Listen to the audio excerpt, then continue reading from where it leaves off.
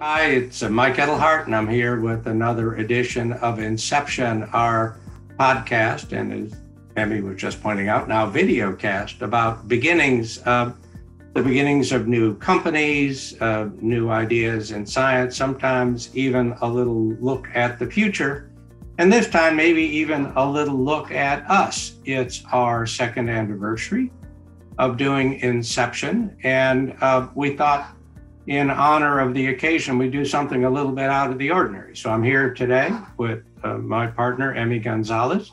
We were just talking, I think, now that our founder, Bill, has semi-retired. I'm the oldest one here, and I think you are, by just a little bit, the youngest one here on the full-time team. And we thought it might be fun for us just to chat a little bit about our mutual experiences together and apart. So thanks for being here. Yeah, thank you for having me. I'm excited to talk about many things. Well, what are the many? So pick one. What among the many things you are excited to talk about? What's one that comes immediately to mind? I think it's interesting for us to talk about perhaps just like how much the venture community has changed, right? You know, since we're talking about age as well. Mike, you've been doing this for just a few years longer than I have. And I think, you know, especially the past year or so, I think there's been a lot of changes in the venture community. You know, not a lot of people used to look like me. And I think now more than ever, things are changing. And so maybe that's something we could talk about is, you know, just how much progress has been made in the venture community, and that what that means as well to founders, which I think is really important.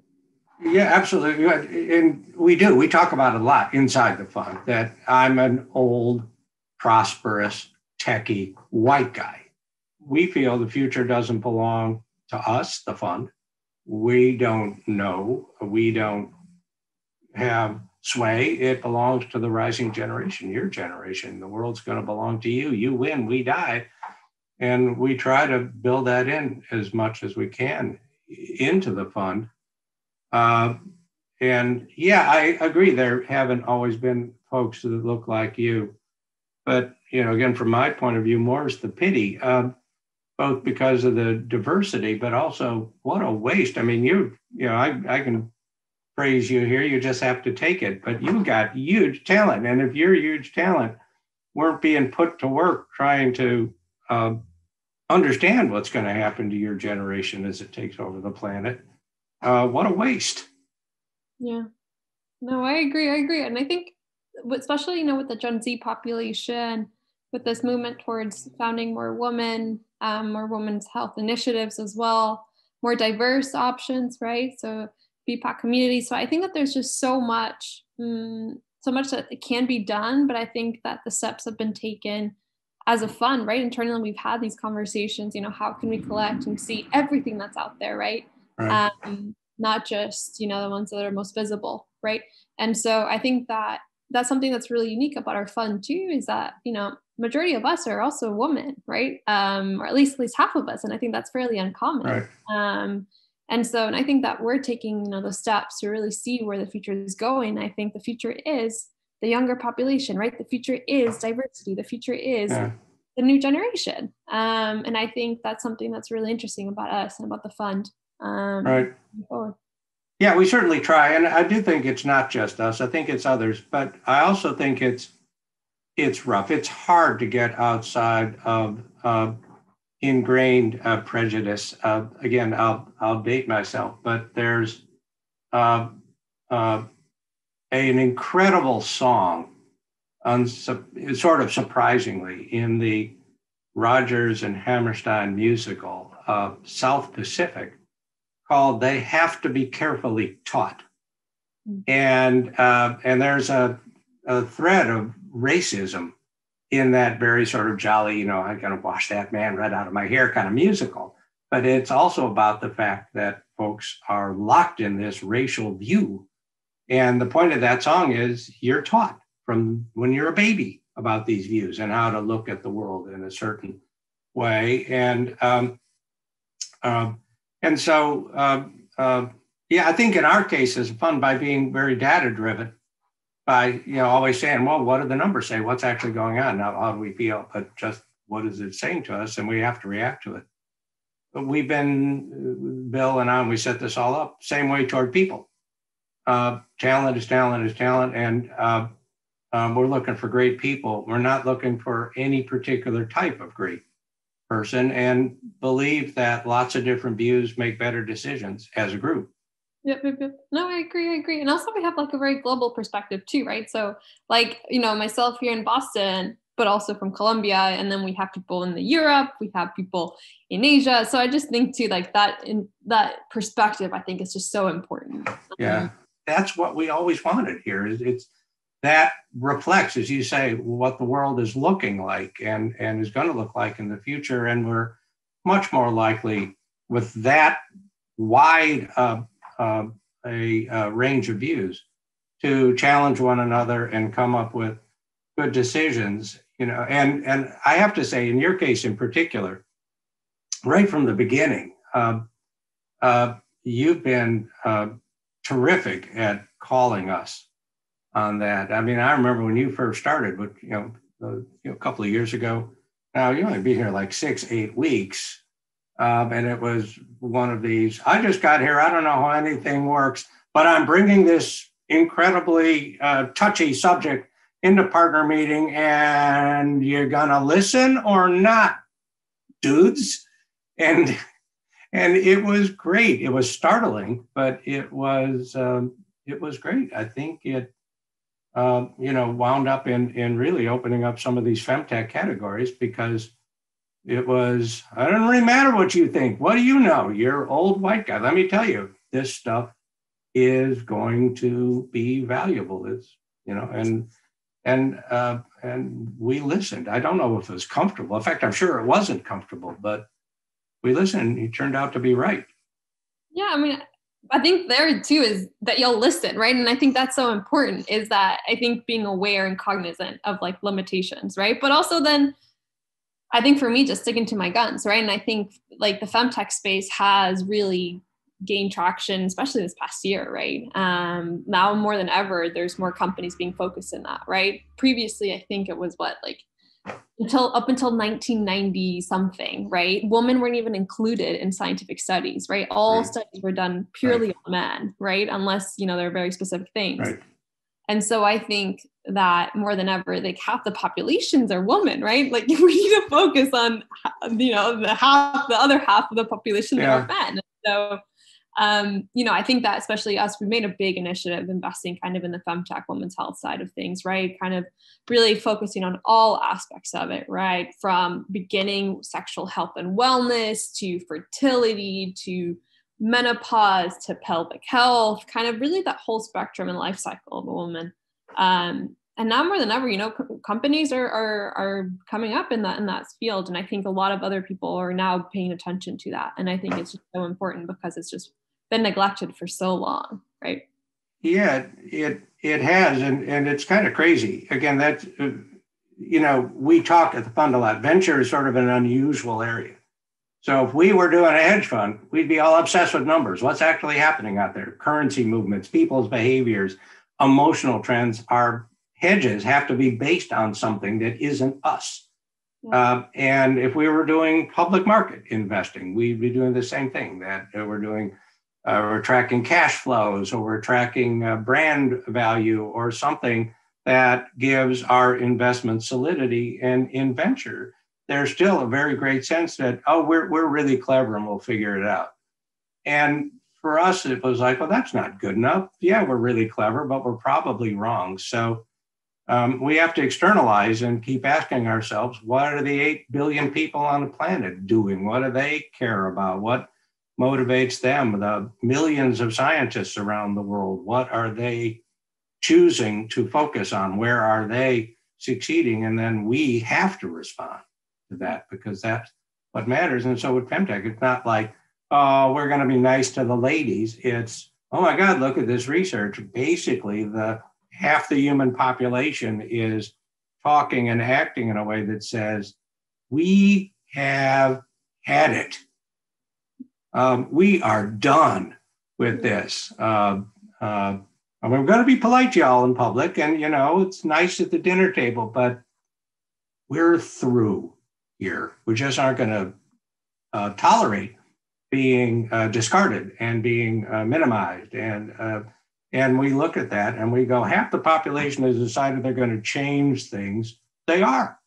That's true. And I think something that you said really important was that the science is there too, right? Like both, there's a lot of female scientists that are now, doing incredible science, but also the science around like more female-centric indications are now increasing, right? So detection for ovarian cancer or different, types of breast cancer or fertility, right? There's just so much more innovation and progress being done, I think, in the sciences as well.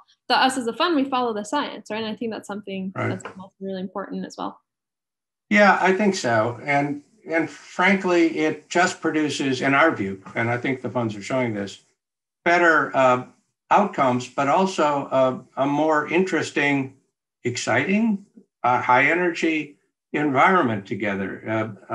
We've worked really hard. I've been in funds, and I've been in a lot of funds where, the partner meeting is the graybeards at the end of the table. They dominate the fund, they dominate the carry, they dominate the everything, they control the votes. And then there's this sort of waning power dynamic that goes down to the end of the table. And, those juniors way down, they're going to have to wait years before they get any power.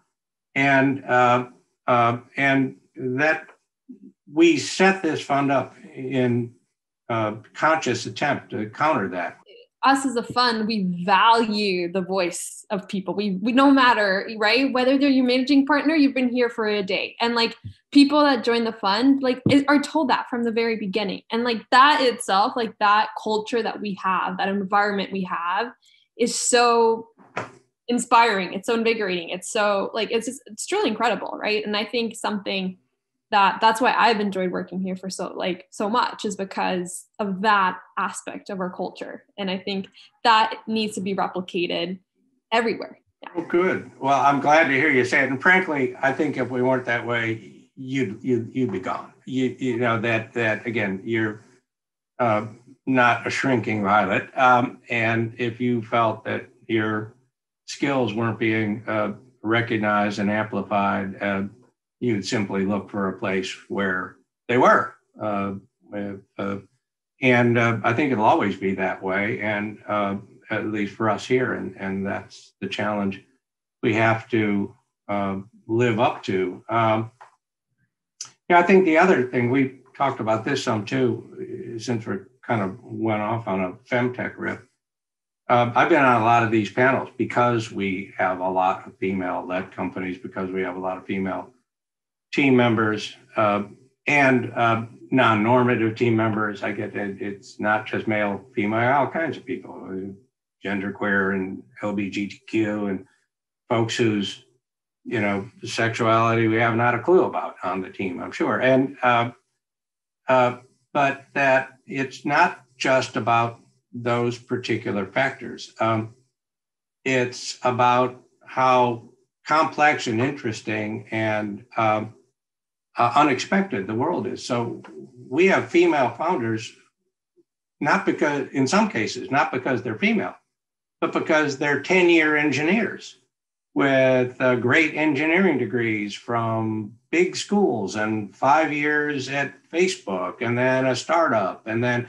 And so it's that background that's amazing. And the femaleness of that particular person is part of it, but not all of it. And same thing with female scientists. It's more that here's a PhD, MD, emergency room, Doctors Without Borders, human being who happens to be female in many cases. And I think one of the things I'm most proud of in the fund is we have a lot of female-backed, led companies, but their character isn't womany. It's not all fashion. It's not all cosmetics. It's not those things that are sort of traditionally associated with women. They're all over the damn place. They're all different kinds of women. They're all different kinds of female entrepreneurs. They're all different kinds of entrepreneurs. And they produce all different kinds of companies and should. Exactly. And it's not, and as you said, it's not only women, it's, whatever you characterize as yourself as, and what orientation you are, what ethnicity, what religion. I mean, there's just like so many different aspects, right? And that don't fit the whole stereotypical of what a startup founder looks like. And so I think there is more a question of access, right? And it's like, right, do you have to come from an elite university? No. Right. I think, I think the biggest thing there is, how do you look, and then also just have the qualities of an entrepreneur, right? You don't have to go to a perfect school, right, or go through this perfect track to have the quality of an entrepreneur, right? Entrepreneurs can come in all shapes, all sizes, right? In every single way. And I think that exposing that level of access and just really opening up the ability and the path to really help those founders succeed is what's going to create great companies down the line, right? Yeah, I agree, absolutely. And that was another situation in this past year, right about the time COVID hit, maybe a little before, but we had a real Donnybrook. Our team gets along by and large. There's a lot of mutual regard. I think we all like one another. We respect each other's background. But with some of the things that have been happening in the past year, Black Lives Matter and LGBTQ issues, in this kind of volatile political environment, we had a proper scrum inside the fund about what we should do about that or shouldn't do about it. And you are one of the folks who really, were out there with the red banner, I think, in our conversations going, react or else kind of, it's really important. And what that conversation did to me is it caused me to realize we too were getting a little smug. That we have this system, we're looking everywhere, we're finding all these companies, and so we're aware of what's going on. But we aren't actually. We're looking at Harvard, we're looking at Stanford, we're looking at Entrepreneur First in Europe, we're looking at big universities, we're looking at folks that have access to jury panels, and we're looking at all kinds of signals from a rather narrow universe. Yep. So if you're in that arc, we're going to know about you and your company. But that's that fight that you led got me thinking, but are we actually looking everywhere? What if the next great entrepreneur is selling hip hop videos on the street in LA and we'll never find that person? What if that's a kid who was directed by family circumstances and expectations and all kinds of things into community college? Sometimes great athletes go to community college just to sort of grow up, and we aren't looking there. We aren't even thinking about that. And how would we pick? How would we know? What are the signals? So we've actually started that in the fund. We started, forcibly looking where we haven't looked before. Yeah, and it's like that grit, right? Like that's the one personality factor that I'm looking for. It's like people that have that grit and like that unnerving types of like grit to just continue moving forward, right? And for me, like that's the most important part, and like not giving up, right? Because I think there's so many levels that you can characterize someone as smart or someone, talented or whatever. But I think for us is like, what's your grit? Like how much do you want this, right? And I think if you get bad enough, you'll be smart enough to figure it out. Well, and I think two things. You'll be smart enough to figure it out, but part of that means you'll be smart enough to figure out what's appropriate for you to figure out. Exactly. Yeah. So, one great thing about entrepreneurs is they pick the right problem to solve. So there are some folks on earth who are here to cure cancer. Their demeanor, their education and everything. And there are other folks here who are made to astound people, to do something. You never thought about it. You never would have wanted it if you hadn't seen it. I just showed it to you. I made you want it. Mm-hmm. And those are both great entrepreneurial types, but very different. And there are probably infinite number of entrepreneurial types in different cultures and situations. In the end, it's about getting the world to adjust itself to the possibilities you're bringing forward. So it's about change. And as you say, you have to be tough and enduring and in some ways kind of calm to bring about change, because the world's in flux. And if you're in flux with it, everything's in flux and nobody knows what's going on.